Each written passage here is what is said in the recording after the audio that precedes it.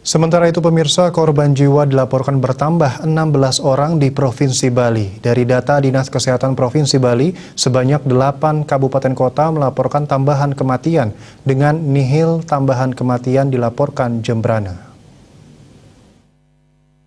Mayoritas pasien meninggal adalah pria, komposisinya 9 pria dan 7 perempuan. Pasien meninggal yang berumur di atas 59 tahun atau lanjut usia lebih banyak dibandingkan usia produktif, di bawah 59 tahun. Perbandingannya 7 orang usia produktif dan 9 orang lansia.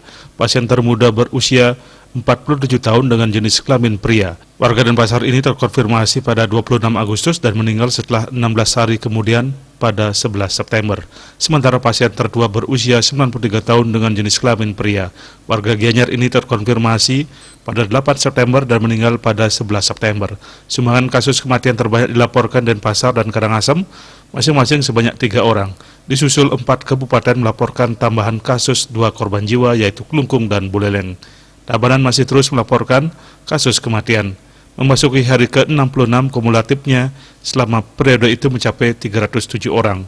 Jika dirata-ratakan, Tabanan melaporkan kematian harian sebanyak 4,65 jiwa. Kumulatif korban jiwa di Bali mencapai 3.719 orang. Rinciannya 3.713 WNI dan 6 WNA.